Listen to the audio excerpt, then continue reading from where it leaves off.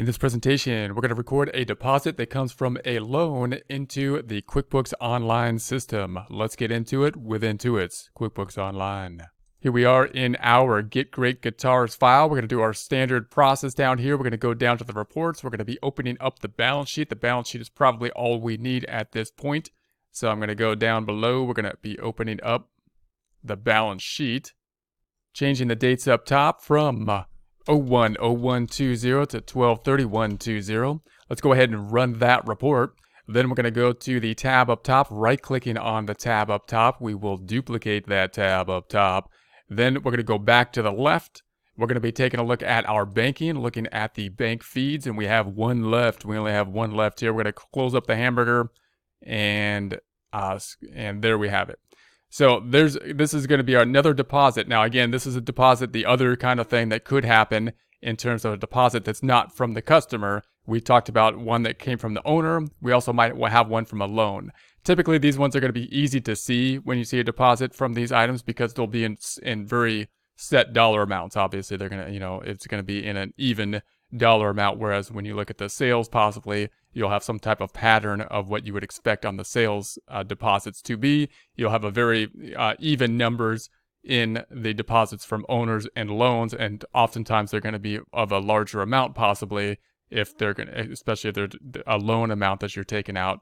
And those are some ways that you may recognize it. So when you go through, it should be fairly easy, even though you don't have a lot of detail on the deposits, to distinguish between the owner putting money into the system and a loan as opposed to the sales deposits.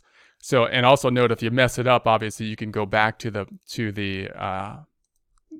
form here and go into the checking account and scan through the checking account to make sure that you picked up the deposits and put them into the right location. So let's go back over to the left. We're then going to assign this to a loan now. We're going to say this one is a loan. So we're going to be picking an account over here. Again, you could choose a vendor. It might be the bank over here, but you're not really purchasing anything. You're dealing with a loan. And so what we're looking for is not an income statement account on the right. We're looking for a liability account. So we have other current liabilities, and here's the notes payable. I'm going to put this one into the 7951. I'm not going to put a lot of detail in the note payable. Just note that when you put a new loan on the books, there's a couple ways you could do it. You could put just one account and a loan payable or a note payable. You can list the loan and put the number next to it if you have multiple types of loans that you need to track.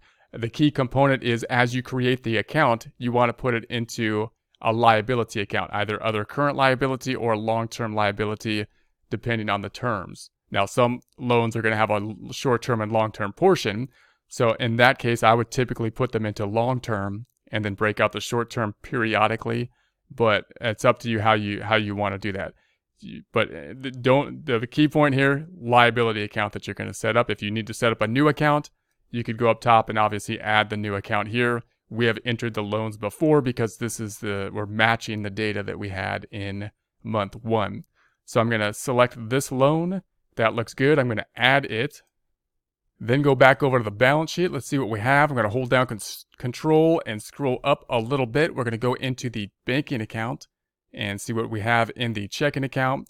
Scrolling back down, we got that loan, which was, I think I remember the dollar amount before anything else. So here's the $50,000 for the loan. So there it is. If we go into it, then we are going to go to the deposit. So here is the deposit form. Scrolling down, there's going to be our notes payable. Closing this back up, then the other side of the loan is going to go to the note payable. So if I go back up top and we find that note payable, going back to the balance sheet, scrolling down to the liability section of it, we then see the long-term liabilities and the note payable.